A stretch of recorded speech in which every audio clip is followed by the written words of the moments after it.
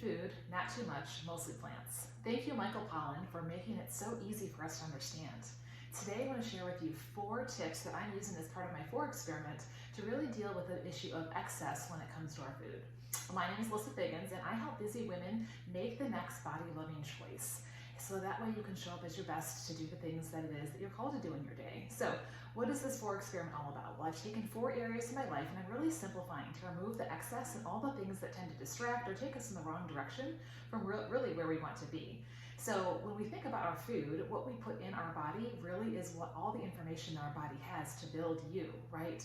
It's the nutrients, the vitamins, the things that are going to help us to be able to keep doing the things that it is we want to do. It's interesting that we live in a world where there's so much food, right? We have excess, we have access, and yet we have so many health issues. We have so many weight issues. And the biggest problem of all is that we are undernourished. So what's a girl to do? Well, there are 4 simple things that I want to share with you today that you can do when it comes to food to simplify it and make it healthy for you. Number 1, eat real food. I mean, the kind that doesn't need a label, right? The kind that's going to eventually rot. When we focus on whole foods, especially the Fab4, protein, fiber, fat, and greens, then we know we're giving our body all the nutrients that it needs. And we have those in the right proportions, we're going to keep our body going all day long. Super, super easy. There are endless combinations when you use the Fab4 for a breakfast smoothie, for a salad for lunch, for a Fab4 dinner. Lots of ideas of ways that you can put that together and feel and look your best. Tip number 2, eat at meal times. You know, those designated times that we set aside, and we actually have a name for them, spaced about 4 to 6 hours apart. What happens is when we're eating throughout our entire day, we're never giving our body time to actually fully digest. And when food is not fully digested before the new food comes in, guess what happens? It affects our blood sugar, our metabolism, the fat storage in the direction we don't want that to go.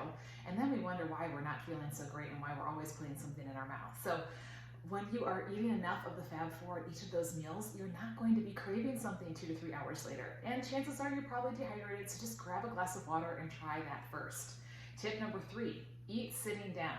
And no, I don't mean on the couch or with your laptop at your desk. I mean at a table with a chair, actually putting food on a plate and using a fork. We all know how it goes when we just reach our hand inside of a bag, right? But sitting down actually helps us to slow down, helps us to not only slow down our body, slow down our mind, it helps our body to be able to digest as well. And we're gonna be more mindful of what it is that we're eating, because when you grab that bag and you go plop on the couch in front of Netflix, that screen is always going to distract us and we end up eating more than we really want to. And then tip number 4, eat mindfully. Always be thinking about what's on the end of your fork. Now, if you're following the other 3 tips I just shared, this may seem like, why would I even ask this question? But the point is to get into the habit of asking these questions for that time when you do feel like grabbing that bag and going to sit on the couch. And what's that question you should ask yourself? The question you should ask yourself is this a body-loving choice? What we want to do is just make the next body-loving choice, and then the next one, and the next one, and the next one. So that one choice at a time, it becomes a lifestyle.